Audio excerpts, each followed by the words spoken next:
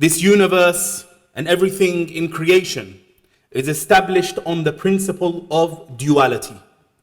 And Allah alone is the absolute one.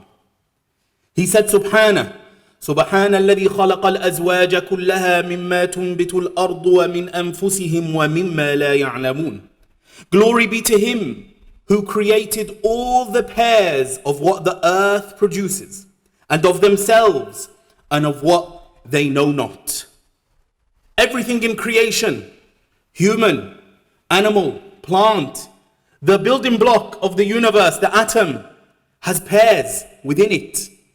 The proton and the electron, oppositely charged particles, which attract one another. This is testament to Allah's words, وَمِن كُلِّ شَيْءٍ خَلَقْنَا زَوْجَيْنِ لَعَلَّكُمْ تَذَكَّرُونَ. And from everything we created two mates, or we created a pair. Perhaps you will remember. Mankind, of course, is included in this. Male and a female, two opposites, which Allah created within them a natural attraction and affinity to one another, such as the positively charged particle and the negatively charged particle. And the same particles with the same charge repel one another. And that is the natural order upon which Allah created the creation. Now, this natural attraction is not to be repressed or denied or rejected. For Allah did not instill within us a desire, except that He prescribed a lawful and permissible channel through which we may satisfy that desire. Moderation, which is a unique characteristic of Islam, governs our relationship and our engagement with the opposite sex. Not to incline towards either of the two ends of the spectrum. So Islam prohibits the uninhibited pursuit of the gratification of every sexual desire when it takes our fancy. And also Islam prohibits monasticism. Islam is not a monastic religion which advises or calls its followers to practice and exercise absolute celibacy, because it is unattainable. And Allah described the followers of Musa, or some of them, وَرَهْبَانِيَّةً ابْتَدَعُوهَا مَا كَتَبْنَاهَا عَلَيْهِمْ إِلَّا ابْتِغَاءَ رِضْوَانِ اللَّهِ فَمَا رَعَوْهَا حَقَّ رِعَايَتِهَا. And monasticism, they were characterized by monasticism, celibacy, complete abstinence, no marriage whatsoever. And monasticism, which they innovated, we did not prescribe it for them, except that they did so seeking the approval of Allah. فَمَا رَعَوْهَا حَقَّ رِعَايَتِهَا. But they did not observe it with due observance. Islam, my dear brothers and sisters, is the path between these two extremes. And so Allah subhanahu wa ta'ala prescribed nikah, marriage, and stated conditions for its validity. And He strengthened the contract to protect the rights of both parties involved. And He described it as مِيثَاقًا غَلِيظًا, a strict covenant. Allah subhanahu wa ta'ala, He created from ourselves, Allah said, وَمِنْ آيَاتِهِ أَنْ خَلَقَ لَكُم مِّنْ أَنفُسِكُمْ أَزْوَاجًا. And from His signs is that He created from yourselves azwaja. Now the zawj in Arabic, Allah subhanahu wa ta'ala called the spouse, the husband or the wife, zawj. But zawj literally means a pair, or literally means a pair. But Allah described the man and the woman, because the man and the woman are called zawj in Arabic. He called them a zawj despite it literally meaning a pair. And the scholars said that, that it is as though each one carries the other within them and on them. And this is understood from Allah's words, هُنَّ لِبَاسٌ لَكُمْ وَأَنْتُمْ لِبَاسٌ لَهُنْ. They are a garment, they, women, are a garment for you, O men, and you, O men, are a garment for them. And the scholars who commented on this verse said that the individual wearing a garment is not distinguished from their clothes. So a person is not a person wearing the white qamis. This isn't Muhammad and his white qamis. He is one person. He is one person. And the person is therefore one and complete whilst dressed in their garment, and deficient without their clothing. Clothing also conceals and protects our most private regions and our faults, and so too does the spouse. Brothers and sisters, the Sharia intended to achieve specific objectives through the legislation of marriage. So let us explore three main objectives of marriage before we conclude today's khutbah with some practical advice and guidelines. The first objective of marriage is ihsan. Ihsan, which is fortification.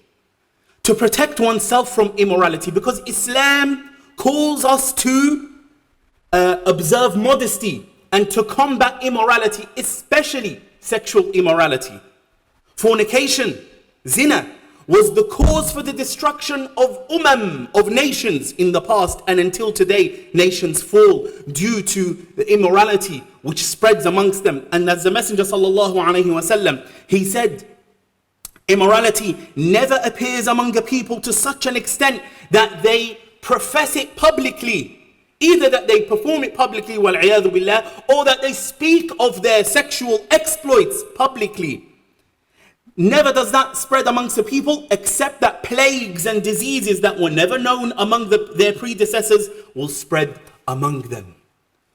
Every religion considers zina, fornication, to be a sin. And it is not a victimless sin, as people say.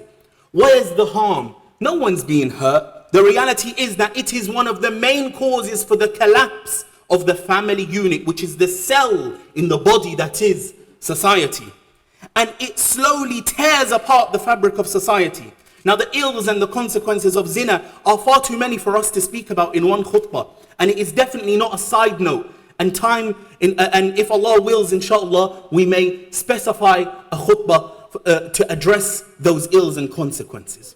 And so marriage was prescribed by Allah subhanahu wa ta'ala for us to fortify ourselves and protect ourselves. And we all know the hadith of the Messenger sallallahu alayhi wa sallam, where he said, "Ya ma'ashar al-shabab, man istata'a minkum al-ba'ata falyatazawwaj." Oh, young men, whoever among you who can afford it or is capable of it, then let him marry. فَإِنَّهُ أَغَضُّ لِلْبَصَرِ وَأَحْصَنُ لِلْفَرْجِ. For it, marriage, is more effective. It helps you and is more effective in lowering the gaze and guarding one's genitals. The second objective, brothers and sisters, of marriage is proliferation, at-takathur. Allah subhanahu wa ta'ala, His mercy showers us in every aspect of our lives, whether we can see it or whether we cannot see it, whether we realize these bounties that Allah has bestowed upon us or whether we cannot realize or we're unable to realize those bounties. Allah instilled the desires within us, and that desire in of itself is a mercy from Allah subhanahu wa ta'ala, because without it there would be no attraction. And Allah subhanahu wa ta'ala, in addition to that, made the most pleasurable experience to humans the means for reproduction. And so maintaining our species through procreation is not a burdensome ordeal. Allah's bounty upon us is that He didn't make us reproduce like asexually, such as bacteria or single cell organisms, and He was able to make us reproduce in such a manner. The part we play in proliferation and takathur, dear brothers and sisters, is that we should marry young in order to have as many children as biologically possible, and to follow the advice of the Master of Mankind, who said, sallallahu alayhi wa sallam, تَزَوَّجُوا الْوَدُودَ الْوَلُودَ فَإِنِّي مُكَاثِرٌ بِكُمُ الْأُمَمِ.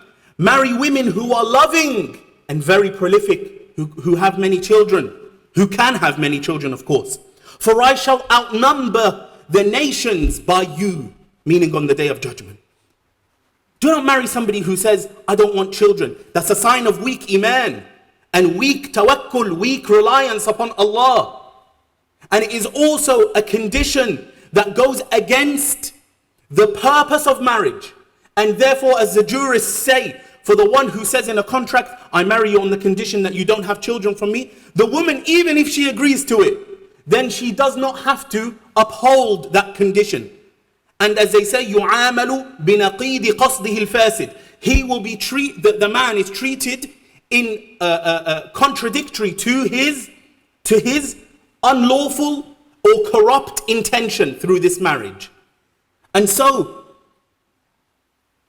we are encouraged to have children. The greatest fruit of marriage, and the greatest physical fruit of marriage that manifests before us is children. As Allah subhanahu wa ta'ala, He said, وَاللَّهُ جَعَلَ لَكُم مِّنْ أَنفُسِكُمْ أَزْوَاجًا وَجَعَلَ لَكُم مِّنْ أَزْوَاجِكُمْ بَنِينَ وَحَفَدَةً وَرَزَقَكُم مِّنَ الطَّيِّبَاتِ. And Allah has made for you from yourselves mates, and has made for you from your mates sons and grandchildren, and has provided you from the good things. And notice how Allah here said, He made for you children from your spouses, children and grandchildren, and gave you and provided you from the good things. And the children and grandchildren preceded the good things, because brothers and sisters, they are the best thing in life. Better than any wealth, better than any house, better than any car, is your son and your daughter growing before your eyes. That is the true fruit of marriage, and the fruit of life is to have children. And for those who are unable, Allah subhanahu wa ta'ala places no blame on them. He said, وَيَجْعَلُ مَنْ يَشَاءُ عَقِيمًا. And He makes whomsoever He wills barren, infertile, unable to have children. إِنَّهُ عَلِيمٌ قَدِيرٌ. إِنَّهُ عَلِيمٌ قَدِيرٌ. He is knowing and all capable. He knows what's best for us, brothers and sisters. So don't ask or don't demand something you don't know if it is best for you. Qadir, all capable, able to change your affairs as well. Able to change your affairs as well. So don't despair. But do not demand something you think is best for you. But ask with politeness and with patience. And Allah is Qadir, He's able to change your state of affairs. But look not to others. Do not compare yourself to others. Allah does not give somebody everything. One person may have children but doesn't have wealth. Another may have good health and doesn't have children. A person may have wealth and may have good health and children, but their children are the bane of their existence. They ruin their lives. It happens, doesn't it? So do not judge people's lives, and do not demand to have what they have, because you don't know what happens behind closed doors in their homes. The third objective, brothers and sisters, of marriage is stated explicitly by Allah subhanahu wa ta'ala also. And that is seeking sakina, tranquility. He said, جل جلاله ومن آياته أن خلق لكم من أنفسكم أزواجا لتسكنوا إليها وجعل بينكم مودة ورحمة إن في ذلك لآيات لقوم يتفكرون. And of His signs is that He created for you from yourselves mates. Why? لي. The lam here is called lam al-illa or lam al-ta'lil. The lam which states the objective and the reason and the purpose and the goal. لِتَسْكُنُوا إِلَيْهَا. That you may find tranquility in them and place between you affection and mercy. Indeed, in that are signs for a people who give thought. Affection, mawadda, and rahmah, mercy. These are the only means of achieving this spiritual and emotional fruit of marriage, which is sakina, which itself will manifest physically. And in another verse, Allah subhanahu wa ta'ala, He tells us, هو الذي خلقكم من نفس واحدة وجعل منها زوجها ليسكن إليها. The same objective is emphasized in the Quran. It is He who created you from one soul and created from it its mate, that He may dwell in tranquility with her. ليسكن إليها. Here Allah subhanahu wa ta'ala specified that the peace and the tranquility and the solace is sought by the man in his wife, in her company, with her in her home. How is this achieved, brothers and sisters? The Messenger sallallahu alaihi wasallam placed criteria for us to choose spouses. So the Rasul sallallahu alaihi wasallam said, women may be married for 4 reasons: her wealth, her rank, her beauty, or her religiosity. And he said, so be eager and be keen to take the one of religion, and you will prosper. And you will prosper. And as for choosing men, the Rasul sallallahu alaihi wasallam said, إِذَا خَطَبَ إِلَيْكُم مَّن تَرْضَوْنَ دِينَهُ وَخُلُقَهُ فَزَوِّجُوهُ. If when someone whose religion and character you are pleased with proposes for marriage to someone who's under your care, then wed them, marry her to him. If you do not do so, إِلَّا تَفْعَلُوا تَكُنْ فِتْنَةٌ فِي الْأَرْضِ وَفَسَادٌ عَرِيضٌ. If you do not do so, there will be turmoil, fitna in the land, and abounding discord, fasad. We all know that no person is perfect, and we all compromise from the beginning in people's qualities and characteristics. But unfortunately, the first thing many people compromise is religion. It is the last of their priorities when looking for a suitor, when looking for a suitable husband for their daughter or wife for their son, and they prefer wealth and status and beauty. And beauty, just on that note, beauty, brothers and sisters, is relative. We all know this. And it's like art. There's an art piece you look at and you're attracted to. Another person looks at it and doesn't understand. What are you looking at? And we, mankind, are the greatest pieces of art in nature. Allah said, لَقَدْ خَلَقْنَا الْإِنسَانَ فِي أَحْسَنِ تَقْوِيمٍ. We created mankind in the best form. Some people like height. Some people like width. Some people like a heavy spouse. Some people like a petite spouse. Everyone is different. What is attractive to one person may not be attractive to the other. And so there is no one standard that is approved. But attraction is necessary. Attraction is necessary for a healthy physical relationship and longevity in marriage. There must be agreement. The person's appearance must be agreeable to the other's disposition. But the insistence of supernatural beauty is unrealistic. And it's normally at the expense of religion again. And there are many consequences of rejecting suitors despite their good religion and manners. And time is against us. But from these consequences is delayed marriage.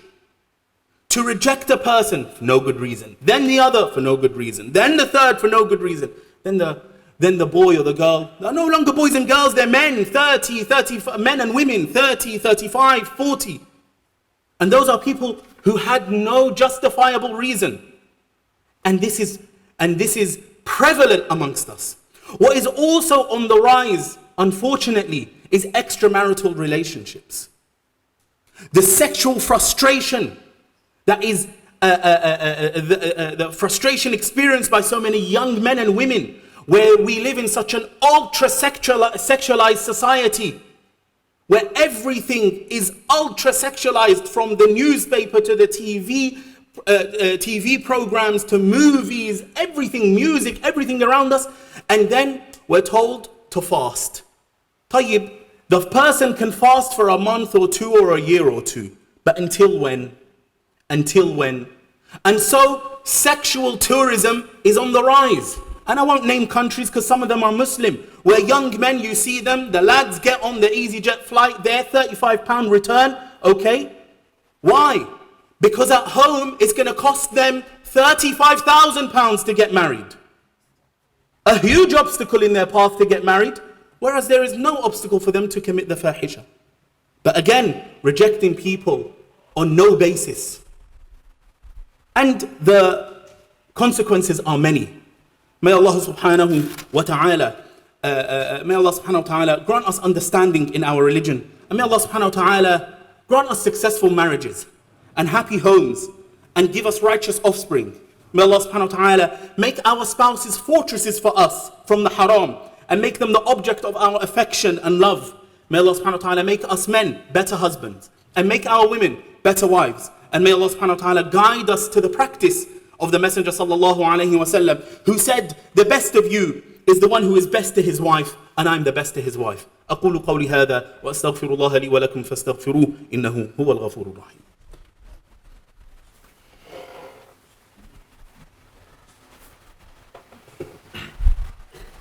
إن الحمد لله وكفى والصلاة والسلام على الحبيب المصطفى.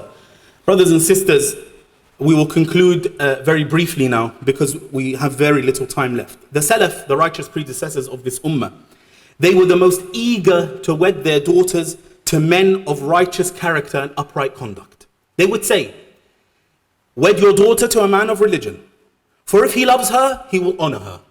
And if he hates her, he will not be unjust with her. He won't be unfair with her. And that is one of the main reasons for religion being the priority when choosing a spouse. And we must be realistic and not expect a young man who comes proposing to our daughter's hand that he will be completely established with a home and a car and everything materially desirable.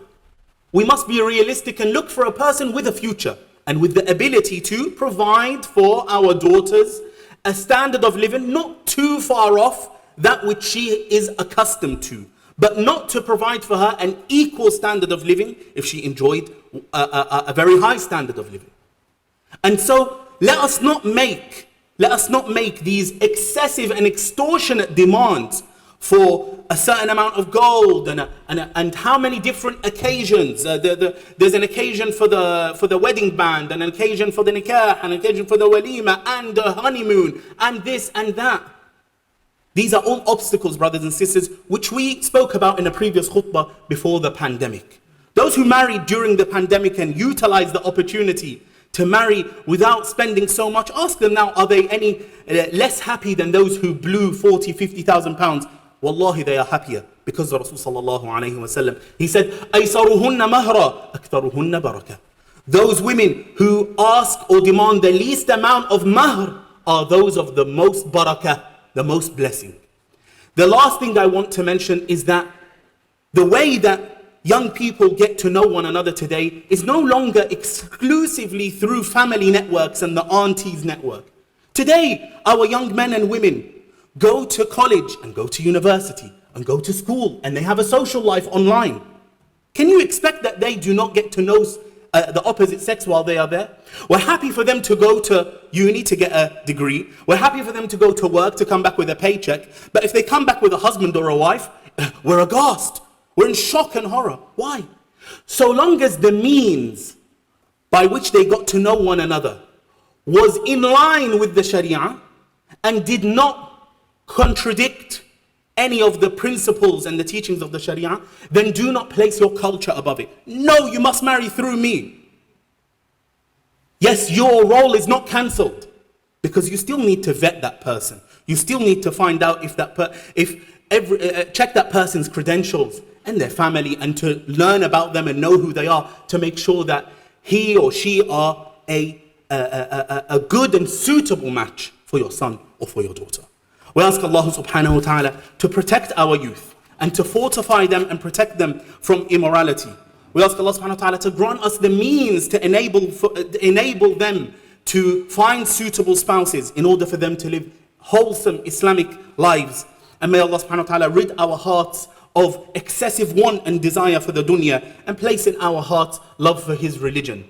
هذا وصلوا وسلموا على خير الأنام فإن الله أمركم بأمر بدأ به بنفسه وثنى بملائكة قدسه ثم بكم أيها المؤمنون فقال جل من قائل إن الله وملائكته يصلون على النبي يا أيها الذين آمنوا صلوا عليه وسلموا تسليما اللهم صل على محمد وعلى آل محمد كما صليت على إبراهيم وعلى آل إبراهيم وبارك على محمد وعلى آل محمد كما باركت على إبراهيم وعلى آل إبراهيم في العالمين إنك حميد مجيد اللهم أعز الإسلام والمسلمين وأذل الشرك والمشركين وأعلِ بفضلك كلمتي الحق والدين اللهم أرنا الحق حقا وارزقنا اتباعه وأرنا الباطل باطلا وارزقنا اجتنابه عباد الله رحمكم الله إن الله يأمر بالعدل والإحسان وإيتاء ذي القربى وينهى عن الفحشاء والمنكر والبغي يعظكم لعلكم تذكرون وأقم الصلاة